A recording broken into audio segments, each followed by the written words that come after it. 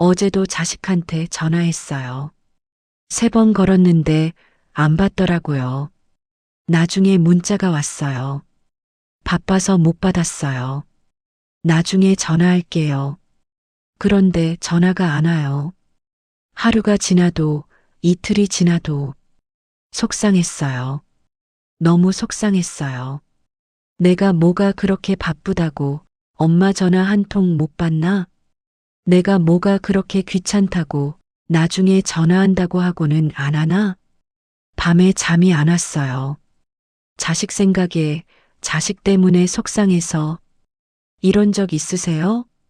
자식이 내 말을 무시할 때, 자식이 내 조언을 듣지 않을 때, 자식이 나를 필요로 하지 않는 것 같을 때, 정말 속상하죠.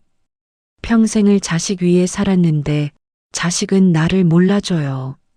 내가 자식한테 얼마나 많은 걸 해줬는데 자식은 당연하게 여겨요. 그러다가 어느 날 절에 갔습니다. 속상한 마음을 달랠 곳이 없어서 스님께 여쭤봤어요. 스님, 자식 때문에 너무 속상합니다. 어떻게 하면 좋을까요? 스님께서 조용히 웃으시면서 말씀하셨어요. 왜 속상하십니까? 자식이 제 말을 안 들어요. 전화도 잘 안 받고 찾아오지도 않고. 스님께서 다시 물으셨어요. 그래서 왜 속상하십니까? 저는 당연하다는 듯이 대답했어요. 제가 자식한테 그렇게 많은 걸 해줬는데 자식은 저를 몰라줘요. 그게 속상하죠. 스님께서 고개를 끄덕이시면서 말씀하셨어요. 아, 기대하셨군요. 해준 만큼 돌려받기를 기대하셨군요. 그 말이 가슴에 꽂혔어요. 기대? 나는 기대한 건가? 집에 와서 가만히 생각해 봤어요. 맞아요. 나는 기대했어요.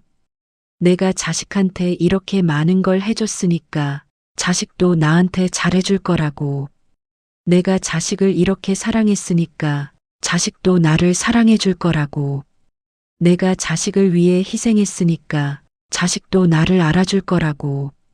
부처님께서 이런 말씀을 하셨다고 해요. 기대는 고통의 씨앗이다. 정말 그래요. 기대했기 때문에 속상한 거예요. 기대하지 않았다면 속상하지 않았을 거예요. 친구 자식이 전화 안 받아도 나는 속상하지 않잖아요. 이웃집 자식이 뭘 하든 나는 상관없잖아요. 왜냐하면 기대하지 않으니까. 그런데 내 자식은 달라요. 내 자식한테는 기대를 해요.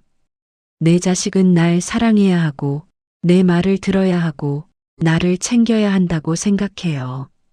법정 스님께서 이런 말씀을 하셨어요. 자식에게 기대하지 마십시오. 자식은 당신의 것이 아닙니다. 처음엔 이 말이 너무 차갑게 느껴졌어요. 자식한테 기대하지 말라니 너무한 거 아닌가? 하지만 곰곰이 생각해 보니 맞는 말이더라고요. 자식은 내 것이 아니에요. 자식은 독립된 인격체예요. 자식에게는 자식의 인생이 있고 자식의 선택이 있고 자식의 우선순위가 있어요. 그 우선순위에 항상 내가 1순위는 아니에요. 자식에게는 배우자가 있고 자식의 자식 손주이 있고 자식의 일이 있고 자식의 친구가 있어요. 그 중에서 나는 한 부분일 뿐이에요. 그걸 인정하기가 참 힘들었어요. 나는 자식을 1순위로 살았는데 자식한테는 내가 1순위가 아니라는 게. 성철 스님께서 이런 말씀을 하셨어요. 부모는 자식을 위해 살지만 자식은 자식의 인생을 삽니다. 맞는 말이에요. 나는 자식 위해 살았어요. 자식 먹일 것, 입힐 것, 가르칠 것, 그게 내 인생의 전부였죠. 하지만 자식은 달라요. 자식은 자식의 인생을 살아요. 자식에게는 나보다 더 중요한 것들이 있어요. 자식의 배우자, 자식의 자식, 자식의 일, 자식의 꿈. 그게 자연스러운 거예요. 그게 맞는 거고요. 그런데 나는 자식이 항상 나를 생각하길 바랐어요. 자식이 나를 최우선으로 여기길 원했죠. 그게 기대였어요. 그 기대 때문에 속상한 거였어요. 부처님께서 이런 말씀을 하셨어요. 기대를 내려놓으면 고통도 사라진다. 기대를 내려놓기. 말은 쉬운데 정말 어려웠어요. 어떻게 내가 자식한테 기대를 안 해요? 평생을 자식 위에 살았는데, 하지만 조금씩 천천히 내려놓으려고 노력했어요. 자식한테 전화했는데, 안 받아도 이렇게 생각했어요. 바쁘겠지. 나중에 받겠지. 예전 같았으면 왜 안 받아? 뭐가 그렇게 바빠? 이렇게 생각했을 텐데, 이제는 다르게 생각하려고 해요. 자식이 명절에 못 온다고 해도 이렇게 생각했어요. 그래, 자식도 자기 사정이 있겠지. 예전 같았으면 명절인데 어떻게 안 와? 나는 뭐가 돼? 이렇게 속상해 했을 텐데 이제는 받아들이려고 해요. 쉽지 않아요. 여전히 속상할 때가 많아요. 하지만 예전보다는 덜해요. 기대를 조금씩 내려놓으니까 속상함도 조금씩 줄어들어요. 해민 스님께서 이런 말씀을 하셨어요. 자식을 사랑하되 집착하지 마십시오. 사랑과 집착은 달라요. 사랑은 자식의 행복을 바라는 거예요. 집착은 자식이 내 마음대로 되기를 바라는 거고요. 나는 자식을 사랑한다고 생각했는데 사실은 집착하고 있었어요. 자식이 내 말을 들어야 하고, 자식이 나를 챙겨야 하고, 자식이 나를 우선시해야 한다고 생각했죠. 그게 집착이었어요. 진짜 사랑은 뭘까요? 부처님께서 이렇게 말씀하셨어요. 진정한 사랑은 자유를 주는 것이다. 자식을 자유롭게 해주는 거예요. 자식이 자기 인생을 살도록, 자식이 자기 선택을 하도록, 자식이 자기 길을 가도록, 간섭하지 않고, 통제하지 않고, 그냥 지켜봐 주는 거예요. 어느 날 자식한테 전화했어요. 예전처럼 왜 전화 안 했어?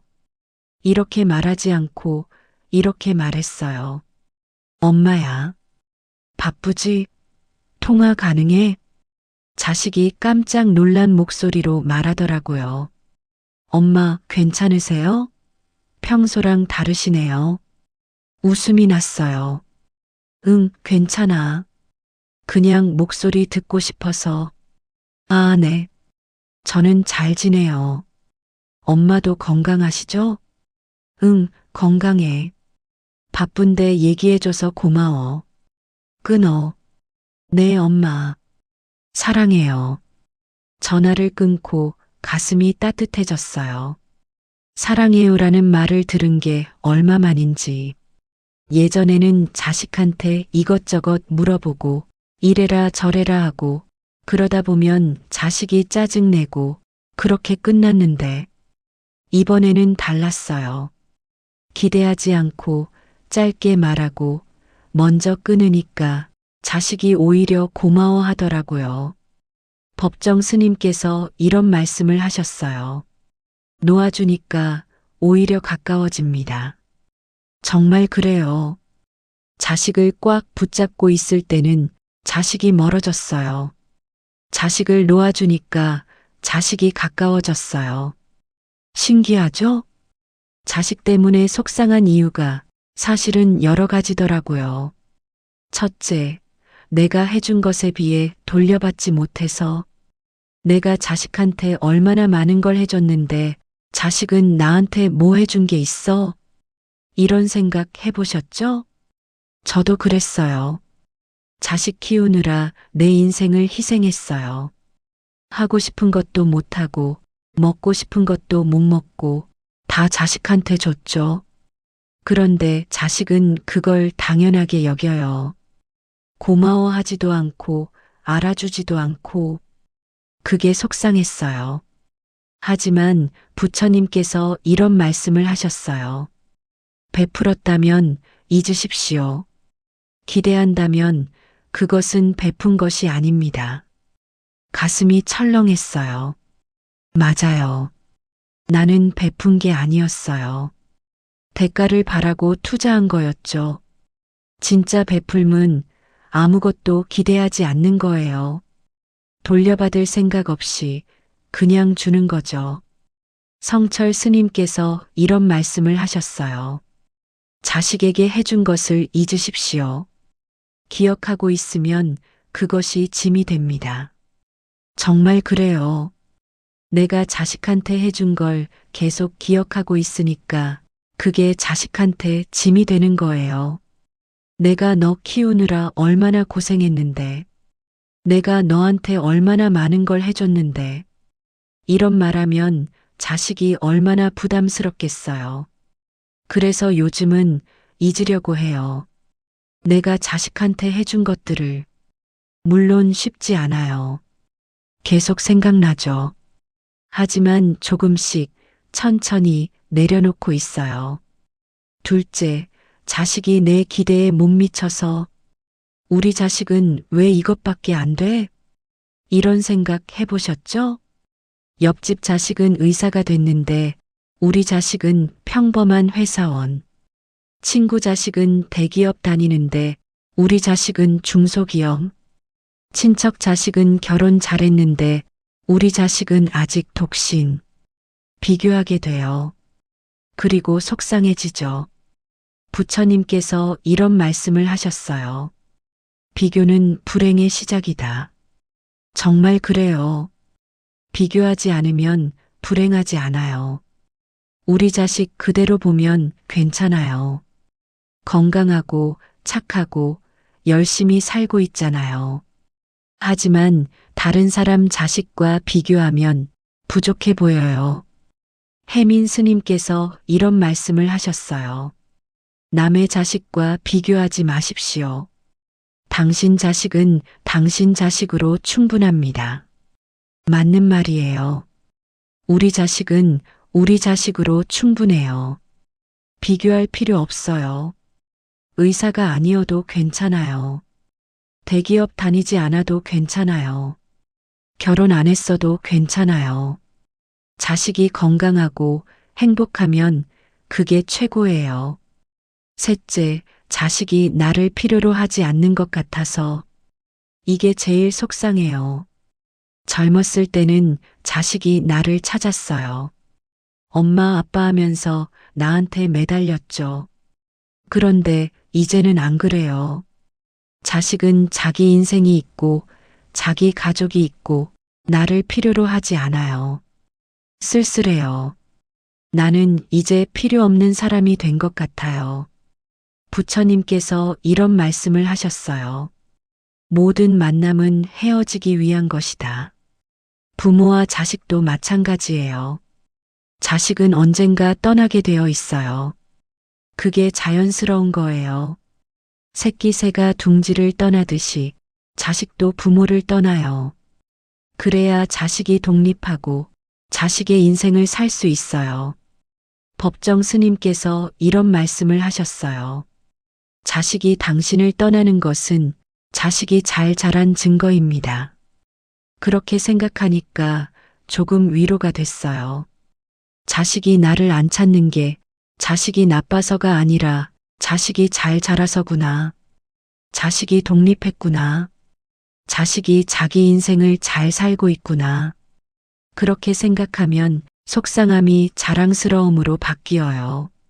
넷째, 자식이 내 말을 안 들어서 내가 뭘 알아서 이렇게 말하는데 왜 안 들어? 이런 적 있죠?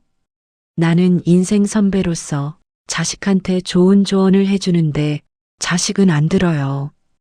오히려 귀찮아하고 무시하고 그게 속상해요. 하지만 부처님께서 이런 말씀을 하셨어요. 가르치려 하지 말고 보여주십시오. 자식한테 말로 가르치려고 하지 말고 내 삶으로 보여주라는 거예요. 말로 이렇게 살아라 하는 것보다 내가 그렇게 사는 모습을 보여주는 게 더 강력해요. 성철 스님께서 이런 말씀을 하셨어요. 100마디 말보다 한 번의 행동이 낫습니다. 맞아요. 자식한테 효도해라 말하는 것보다 내가 우리 부모님께 효도하는 모습을 보여주는 게 낫죠. 자식한테 착하게 살아라 말하는 것보다 내가 착하게 사는 모습을 보여주는 게 낫고요. 그래서 요즘은 자식한테 말을 덜 해요. 대신 내 삶을 잘 살려고 노력하죠. 혜민 스님께서 이런 말씀을 하셨어요. 자식이 변하길 바라지 말고 당신이 변하십시오. 처음엔 이 말이 받아들여지지 않았어요. 왜 내가 변해야 해? 자식이 변해야지. 하지만 생각해보니 맞는 말이에요. 자식을 변하게 할 수는 없어요. 자식은 자식의 속도로, 자식의 방식으로 살아요. 하지만 나는 변할 수 있어요. 내 마음을, 내 태도를, 내 생각을. 그래서 나부터 변하기 시작했어요. 자식한테 기대하지 않기, 자식을 비교하지 않기, 자식을 통제하지 않기, 자식에게 해준 것 잊기. 쉽지 않아요. 여전히 어려워요. 하지만 조금씩 천천히 변하고 있어요. 그리고 신기하게도 내가 변하니까 관계도 변하더라고요. 내가 기대하지 않으니까 자식이 오히려 더 챙겨줘요. 내가 통제하지 않으니까 자식이 오히려 더 얘기해요. 내가 잔소리 안 하니까 자식이 오히려 먼저 연락해요. 부처님께서 이런 말씀을 하셨어요. 밖을 바꾸려 하지 말고 안을 바꾸십시오. 밖은 자식이에요. 안은 나고요. 자식을 바꾸려고 하지 말고 나를 바꾸는 거예요. 그러면 신기하게도 자식과의 관계가 바뀌어요. 요즘은 자식 때문에 예전만큼 속상하지 않아요. 물론 여전히 속상할 때가 있어요. 자식이 전화 안 받으면 서운하고, 자식이 안 찾아오면 외롭고, 하지만 예전처럼 밤새 뒤척이지는 않아요. 예전처럼 며칠씩 속상해하지도 않고요. 그럴 수 있지. 자식도 자기 삶이 있으니까. 이렇게 생각하면 조금 마음이 편해져요. 법정 스님께서 이런 말씀을 하셨어요.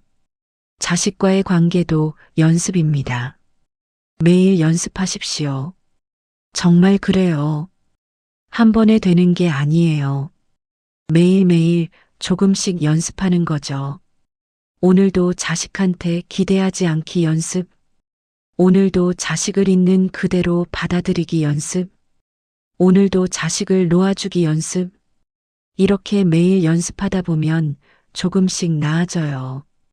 어제보다 오늘, 오늘보다 내일 조금씩 더 편안해져요. 성철 스님께서 이런 말씀을 하셨어요. 완벽하지 않아도 괜찮습니다. 노력하고 있으면 됩니다. 나는 아직 완벽하지 않아요. 여전히 자식한테 기대하고, 여전히 속상하고, 하지만 괜찮아요. 노력하고 있으니까. 어제보다는 오늘 조금 더 나아졌으니까. 부처님께서 이런 말씀을 하셨어요. 자식은 당신의 거울입니다. 무슨 말일까요? 자식을 보면 내가 보여요. 자식이 나한테 짜증내면 나도 자식한테 그렇게 했을 거예요.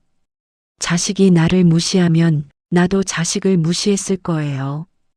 자식이 나를 안 챙기면 나도 자식을 제대로 챙기지 못했을 거예요. 자식은 내 모습을 그대로 비춰주는 거울이에요. 그래서 자식이 마음에 안 들면 사실은 내가 마음에 안 드는 거예요. 혜민 스님께서 이런 말씀을 하셨어요. 자식을 원망하기 전에 자신을 돌아보십시오. 정말 그래요. 자식을 원망하기 전에 나를 돌아봐야 해요. 나는 자식한테 어떻게 대했나? 나는 자식을 어떻게 키웠나? 나는 자식한테 어떤 모습을 보여줬나? 돌아보면 부끄러운 것들이 많아요. 자식한테 소리 지른 것, 자식한테 비교한 것, 자식한테 기대를 강요한 것, 그런 것들이 지금 자식의 모습으로 돌아온 거예요. 그러니 자식을 탓하기보다 나를 반성해야 해요. 법정 스님께서 이런 말씀을 하셨어요. 자식에게 미안하다고 하십시오. 미안하다고 말하기 참 어려워요. 부모가 자식한테 어떻게 미안하다고 해요? 하지만 해야 해요. 자식한테 미안한 게 있으면 말해야 해요. 그때 엄마가 너한테 소리 질러서 미안했어. 그때 아빠가 너를 다른 애랑 비교해서 미안했어. 이렇게 말하면 자식도 마음을 열어요. 지난달에 자식한테 말했어요. 엄마가 너 키울 때 잘못한 것도 많았어. 미안해. 자식이 깜짝 놀라더라고요. 엄마, 무슨 말씀이세요? 엄마가 너한테 기대를 너무 많이 했어. 너한테 엄마 꿈을 강요하기도 했고. 미안해. 자식이 울더라고요. 엄마, 괜찮아요. 저도 엄마한테 잘못한 게 많아요. 그날 우리는 한참을 안고 울었어요. 미안하다는 말 한마디가 이렇게 큰 힘이 있는 줄 몰랐어요. 성철 스님께서 이런 말씀을 하셨어요. 용서하고 용서받으십시오. 그것이 화해입니다. 자식을 용서하고 자식한테 용서받기. 자식이 나한테 못한 것도 용서하고 내가 자식한테 못한 것도 용서받기. 그게 진짜 화해예요. 부처님께서 이런 말씀을 하셨어요. 자식을 사랑하는 가장 좋은 방법은 자식을 축복하는 것입니다. 축복하기. 자식이 잘 되기를 바라는 게 아니라 자식이 행복하기를 바라는 거예요. 자식이 성공하기를 바라는 게 아니라 자식이 평안하기를 바라는 거예요. 요즘 저는 매일 아침 자식을 위해 기도해요. 오늘도 내 자식이 행복하기를, 오늘도 내 자식이 평안하기를, 오늘도 내 자식이 건강하기를. 이렇게 기도하면 마음이 편안해져요. 자식 때문에 속상했던 마음이 자식을 위한 축복으로 바뀌어요.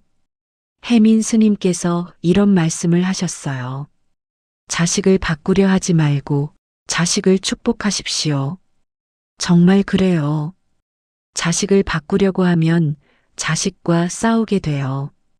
자식을 축복하면 자식과 평화로워져요. 지금 이 글을 읽고 계신 분들께 말씀드리고 싶어요. 자식 때문에 속상하신가요? 자식이 내 말을 안 들어서, 자식이 나를 안 챙겨서, 자식이 내 기대에 못 미쳐서. 저도 그랬어요. 정말 속상했어요. 하지만 조금씩 배웠어요. 자식한테 기대하지 않기, 자식을 비교하지 않기, 자식을 통제하지 않기, 자식에게 해준 것 잊기, 그리고 무엇보다 자식을 있는 그대로 사랑하기. 쉽지 않아요. 여전히 어려워요. 하지만 해볼만 해요. 조금씩 연습하다 보면 조금씩 나아져요. 법정 스님께서 말씀하셨어요. 자식을 놓아주는 것이 진정으로 자식을 사랑하는 것입니다. 성철 스님께서 말씀하셨어요. 자식과의 관계도 수행입니다. 매일 수행하십시오. 부처님께서 말씀하셨어요. 기대를 내려놓으면 평화가 찾아옵니다. 자식 때문에 속상할 때 이렇게 해보세요. 기대를 내려놓으세요. 자식을 있는 그대로 받아들이세요. 자식을 축복하세요. 그러면 속상함이 평안으로 바뀔 거예요. 부처님께서 우리 모두를 축복하시길. 자식도 부모도 모두가 평안하시길. 나무아미타불 관세음보살